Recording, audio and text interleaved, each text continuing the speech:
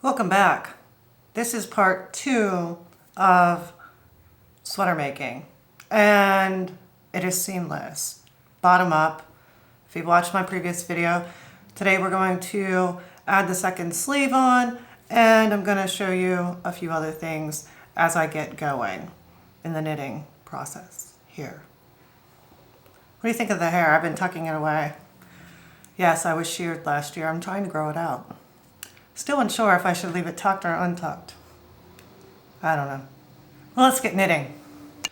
All right, here's my sweater. And I'm not a fast knitter or a speed knitter by any means.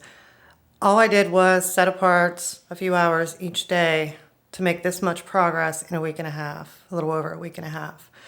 So as you can see, I have, like I said, one sleeve on my needles and attached to the body.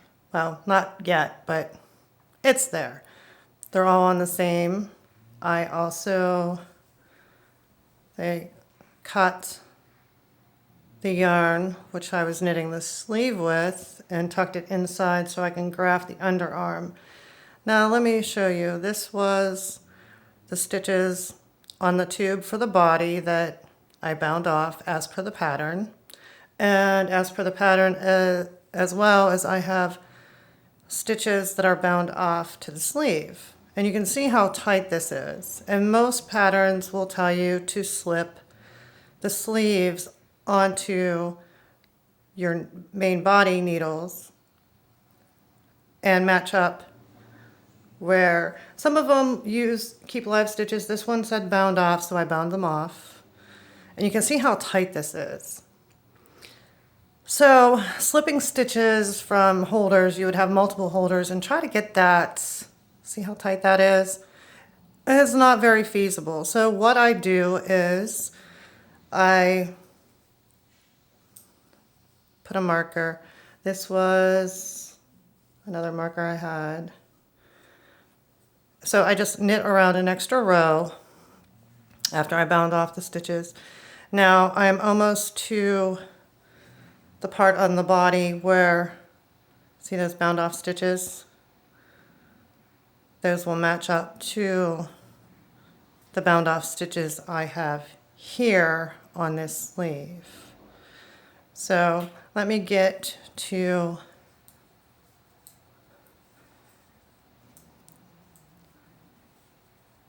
and it's going to be tight for the first few rounds, and you're going to be decreasing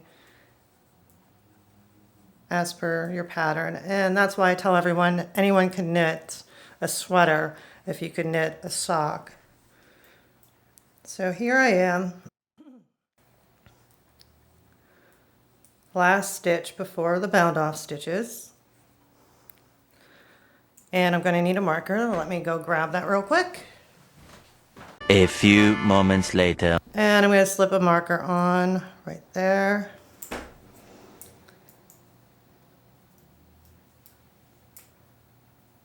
And I'm grabbing my other sleeve here.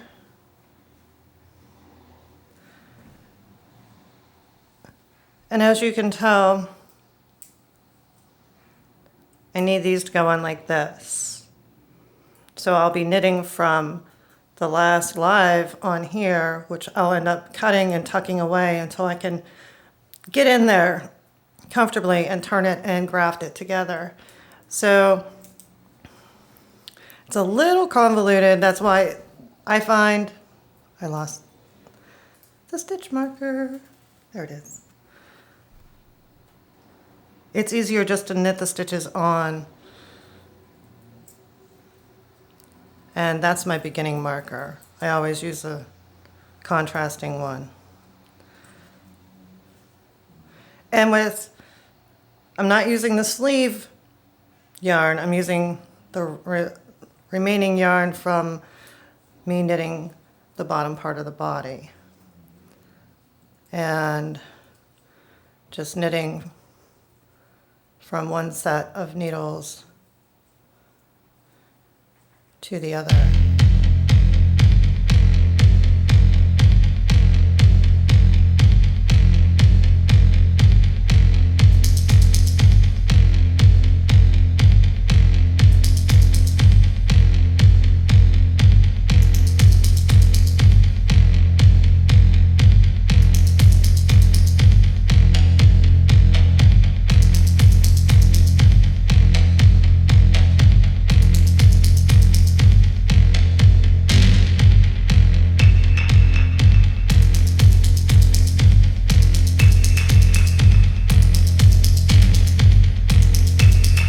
And again, you can tell there's my bound off and bind off. This is body, this is sleeve.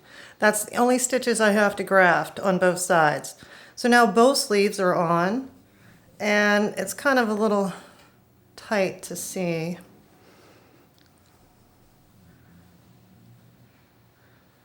But that's it. Bottom's just a tube. There's no decreases in this as of yet. And 2 tubes for your sleeve with only increases. There's a decrease by the cuff. But, oh, I have an end that I have to do. I got so excited on recording this, I forgot to do that. But yep, that's what I'll do, and I'm going to start because there's a few decreases up here and show you how easy it is to work the rest of the way up, and I'm going to show you some tips and tricks as I get to the color work here. All right, a few days later and some marathon knitting. You can tell I've got some of the motif on, so I can show you my little way of doing my color work. But the big thing is everyone always has to seam under the armpit, and a lot of people don't like or don't know how to close up the gaps. Let me see if I can turn this right inside out here. So I have a little tail here. There it is. So how do I sew up my gap? Well, I use the Kirchner stitch, and if you're a sock knitter, you know what that is. You close toes. You can use it on live, and I use it on stitches that I've bound off, and it creates a nice little seam, as you can tell, at the bottom of my sleeve. And let's get started with that and show you how I did that. So I got, like I said, one side done. I picked up stitches from the sleeve side already. Now, before I get too involved in this, no matter what you're doing, especially with a sweater, you're going to have holes or gaps. Let's see if I can show you that, because this knitting is going this way, this knitting is going this way, so you have 2 different directions, and there's no right way or wrong way. It's just if you look at the stitch orientation and figure out what the best way is to close off the gap that I have here. So my working yarn that I left is right here. So what I'm going to do is I'm going to go in, like I said, there's no right way or wrong way. Let's see if I can get this a little closer. And I'm just going to go around this little loop here in this one knit stitch. And I'm going to hide this by going back down through it.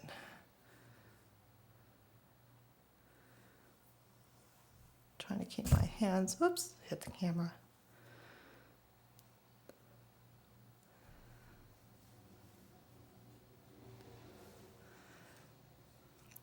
So essentially you're closing off that gap there, and let's go over here.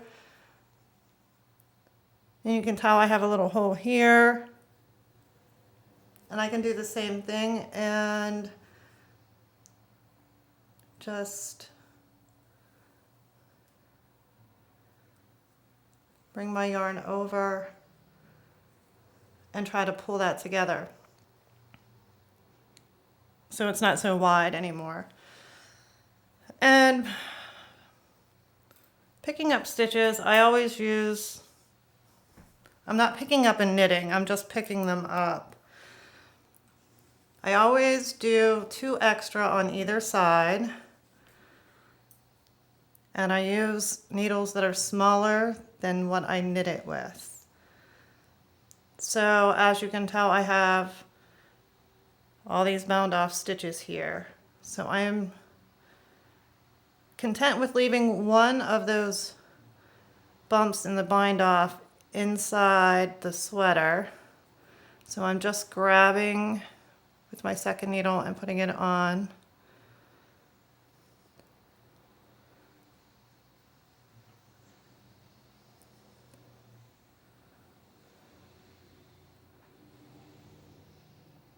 La la la, grab it. It gets a little tight, so you use a needle that's smaller than, like I said, than the one you use to knit the piece with.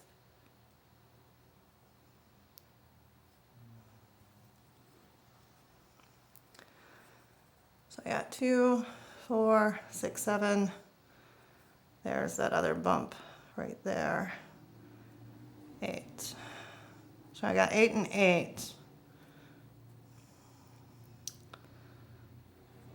And I'm going to graft them together. Okay, I got most of the stitches off here. I'm going to knit this one off.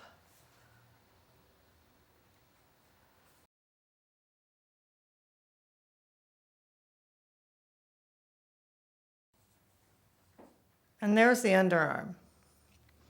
I created just an extra little set of stitches by picking them up and doing it that way. Like I said, now I can go in and see where my working yarn is now. I can go back in, and I can also go back in and tighten these ones up on this side so I have no big gaps. And then I'm happy with it. Like I said, every piece that changes direction, and armholes are a big area where you have gaps underneath your sleeves. So just like I said, take your time, check your orientation of your stitch, you know, figure out what the best way is. There's no police out there that's going to say what way is the right way or the wrong way. And just start closing off those gaps. Like I said, just like looking at how the stitches are laying and setting, and, you know, just play with it until you get it to where you're comfortable with. You know, who's going to be looking under your armpits anyway, right? Only you will know. But if you're like me, you're a perfectionist, or somewhere on the lines that, no, it happens to all of us. So let's go back now into Colorwork, because I didn't want to show too much of the Kirchner stitch because it's the Kirchner stitch. If you know how to knit socks, you've grafted a toe before on live stitches, but you can always leave these live as well. Like I said, the pattern is from Drops, it's Nightshades, and I'll put the link in the below. But 9 hours the other day, and quite a few hours this morning, I was working on the Colorwork here. Now, how do you keep the Colorwork from getting not tangled? A lot of people say use one yarn in one hand and the other yarn in the other hand, or some people I've seen even use their toes. I'm not that coordinated here. So I like to keep my floats short, and they're meant to float and not be strangulated. So that way here it has some give. If your floats are too tight, your sweater will not have any give either way. So a lot of patterns will tell you to size up a needle for that purpose. This pattern's not too bad. There's not too many long areas of sections that you have to use a float. Like previously, right before I got to this row, it was like every other one, you know? So you don't have to use, you know, you're not floating or carrying the yarn around. But here's what I do. So that was, I'm using off-white here. That was the last stitch. Now I need to knit 3 in the black. So I go ahead and knit 1, 2. Again, I'm not that coordinated. So what I'll do is give the yarn a slight tug, because I put the yarn over the black. So let's see if you can see here. Let me get the black out of the way. That yarn is wrapped around that black. So what do I do? The next stitch